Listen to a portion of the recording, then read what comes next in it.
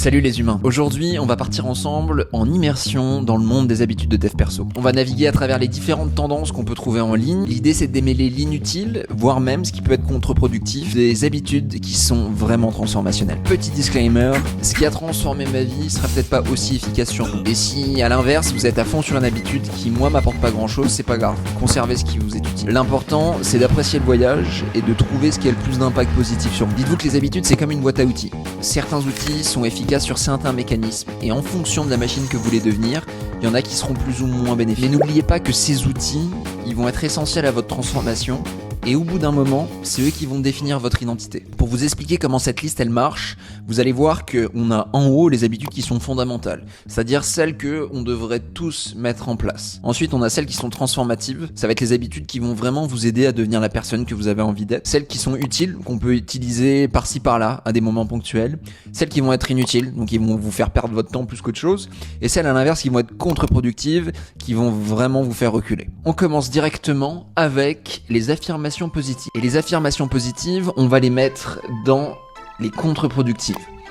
Alors c'est quelque chose qu'on a souvent entendu parler dans le monde du dev perso, notamment en ligne. Si aujourd'hui vous n'avez pas vraiment confiance en vous et que le matin vous essayez de regagner confiance en vous en vous disant je suis beau, je suis fort, je vais y arriver, je suis un gagnant, je lâche pas, je suis pas quelqu'un qui perd sa motivation. Le fait de se répéter des choses alors que vous y croyez pas forcément ou soi-disant que vous essayez d'y croire, ça va vous créer un stress. Vous allez savoir en fait que ce que vous êtes en train de dire n'est pas la vérité et ça va renforcer cette envie de ne pas essayer. C'est une étude en 2009 qui a été conduite par des psychologues qui a montré que les gens qui avaient une faible estime personnelle d'eux-mêmes, justement à force de répéter ces affirmations, ils avaient tendance à se sentir beaucoup moins bien et beaucoup moins en confiance par rapport au fait de réussir à devenir ce qu'ils étaient en train d'exprimer. Ensuite, on va parler de la définition des objectifs. Les objectifs, je vais la mettre dans transformatif. C'est quelque chose qui est essentiel pour avancer vers la personne que vous voulez devenir. Beaucoup trop de gens vivent la vie en mode automatique et savent pas vraiment où ils vont. Souvent, ils vont courir après des objectifs que eux-mêmes n'ont pas décidé, mais que certaines autres personnes ont décidé pour elles. Ça peut être vos parents, ça peut être votre boss, des profs. Définir ces objectifs, c'est vraiment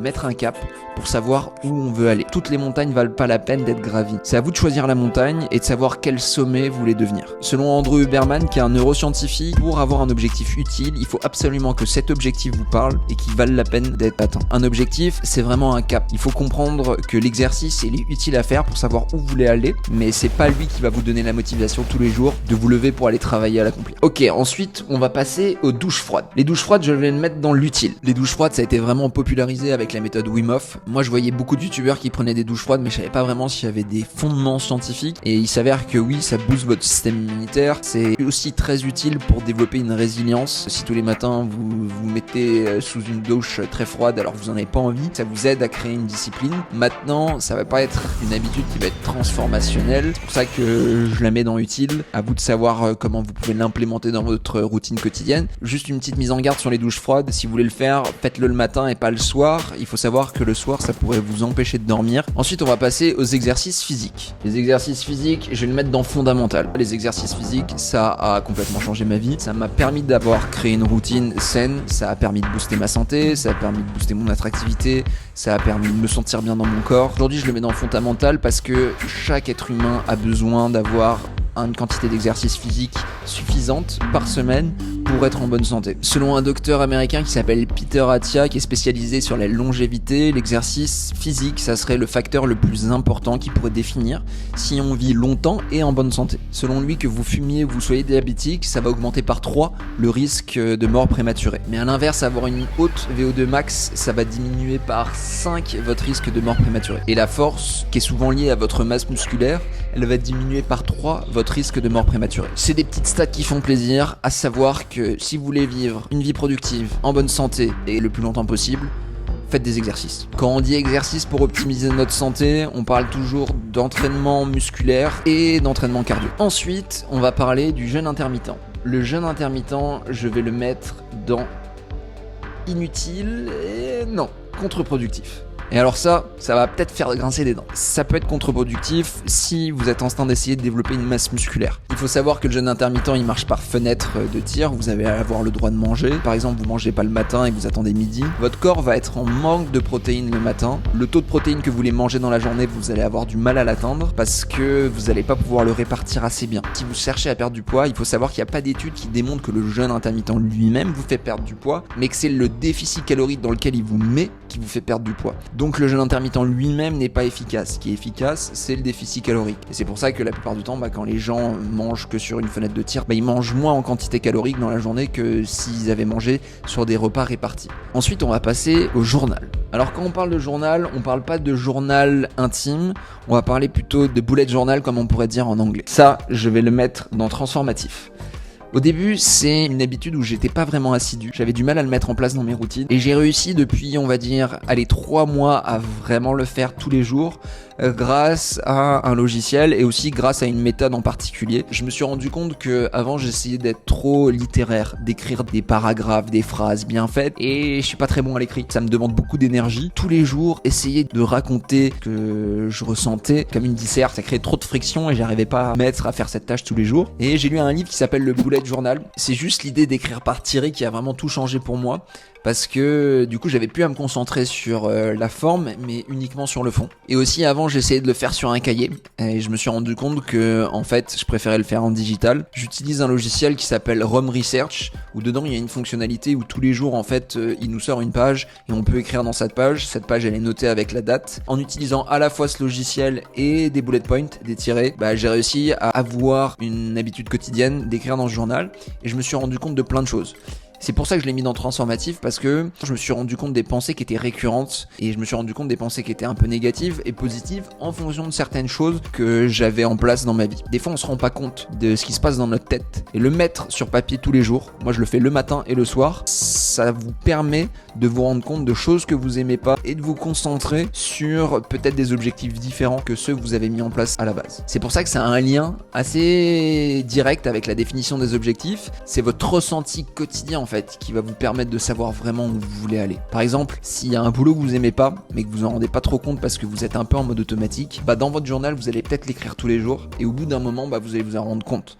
Moi ce que je fais aussi c'est que tous les vendredis je revois ce que j'ai écrit dans la semaine et là en fait je me rends compte de pensées récurrentes sont négatives en fonction d'un sujet en particulier et ça me permet de prendre une action en fonction de tous ces événements. Ensuite on va passer à la lecture. La lecture je vais le mettre dans transformatif. Lire c'est vraiment nourrir votre cerveau. Plus vous allez ouvrir vos perspectives, plus vous allez avoir des idées qui vont pouvoir vous permettre de transformer votre vie. Maintenant 2 choses qui peuvent être vraiment utiles sur la lecture, c'est de lire des ouvrages qui vont résoudre un problème que vous rencontrez maintenant. Moi par exemple, j'avais lu pas mal de livres sur le management, sauf que aujourd'hui même si je suis entrepreneur, j'ai jamais géré des gens. Donc ça m'a pas servi à grand chose sur l'instant parce que ça restait trop conceptuel, trop théorique. C'est pour ça que j'ai pas très bien assimilé les connaissances. Deuxième chose qui est essentielle pour que la lecture soit transformative, c'est que les connaissances que vous allez apprendre, elles amènent directement dans des actions. Si vous lisez énormément de livres de développement personnel mais que vous mettez jamais en place ce qui vous apprennent, ça va rien changer à votre vie. Marcher, je vais le mettre dans utile.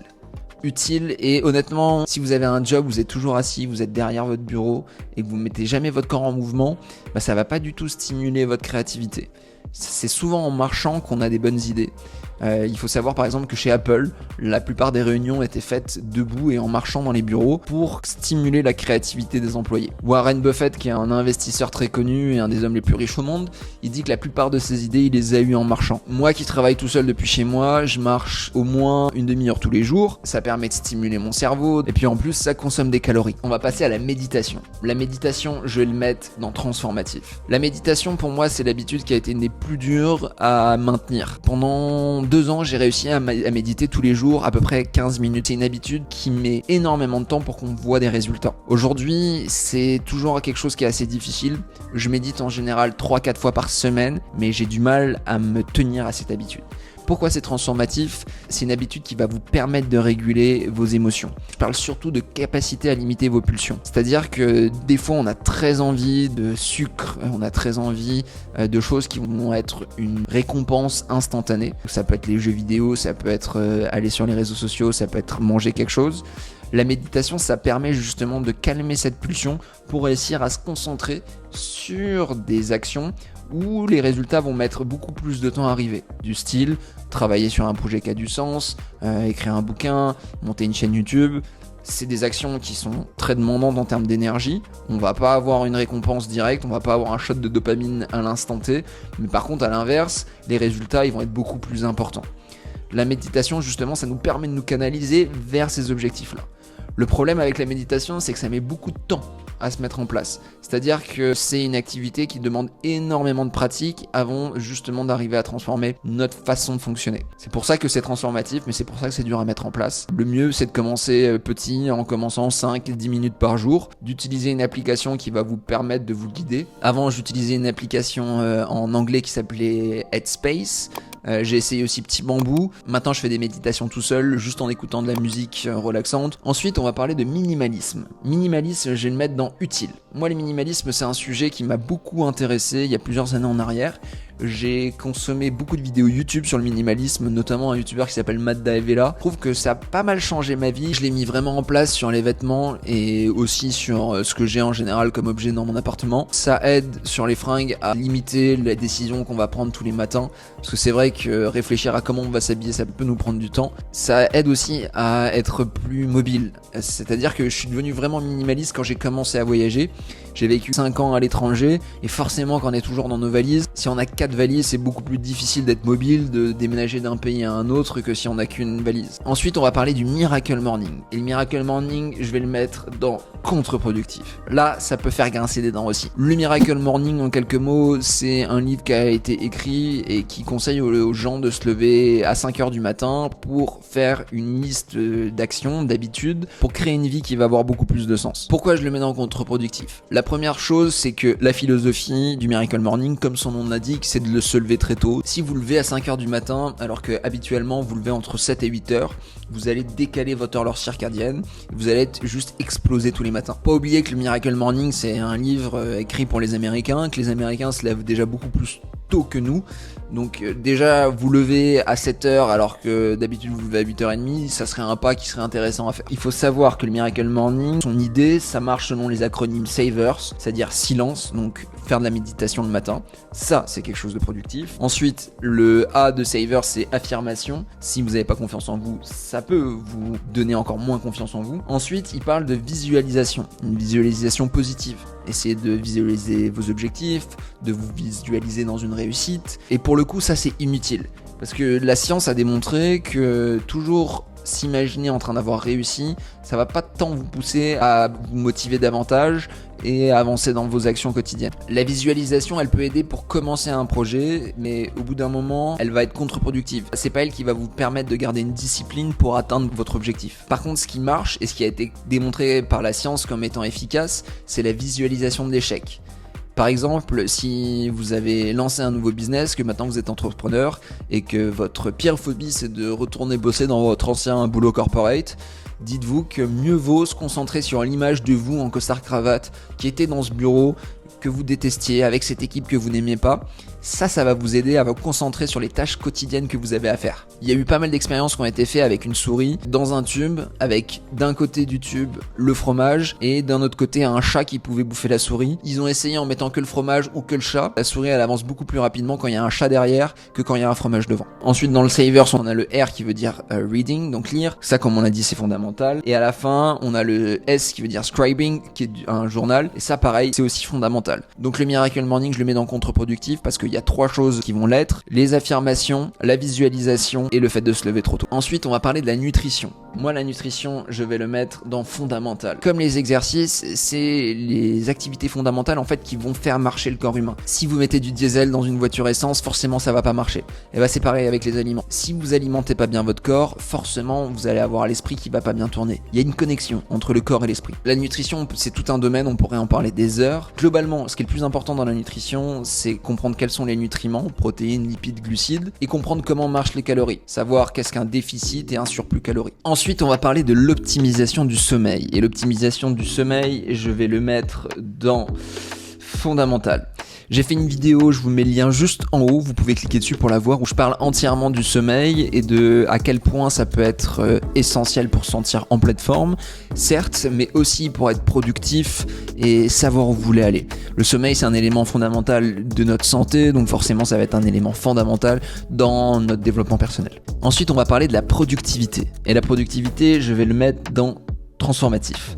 Pourquoi transformatif ? Parce que la productivité, elle est essentielle pour atteindre un but dans un temps imparti. Et souvent on oublie de le dire, mais quand on a des buts ambitieux, des fois les ressources, le temps ou l'argent vont nous manquer. Au-delà d'être essentiel, ça va être un outil de survie. Parce que si on n'arrive pas à atteindre notre but dans un temps imparti, il se peut qu'on n'arrive jamais à l'atteindre. Après on a les siestes. Alors les siestes, moi je vais le mettre dans contre-productif. Mais c'est uniquement pour moi. Il est possible que ça soit pas pour vous quelque chose de contre-productif et au contraire ça vous aide vraiment. Pourquoi moi je le mets dans contre-productif ? Comme j'en ai parlé dans la vidéo dans le sommeil, des fois j'avais du mal à dormir, je décalais facilement mon horloge circadienne. Du coup le fait de faire des grandes siestes l'après-midi ou même des fois des siestes juste d'un quart d'heure, ça m'empêchait de m'endormir le soir assez tôt. Maintenant si aujourd'hui vous en faites et que ça vous régénère et que ça vous aide vraiment à avoir une énergie toute la journée, gardez-le.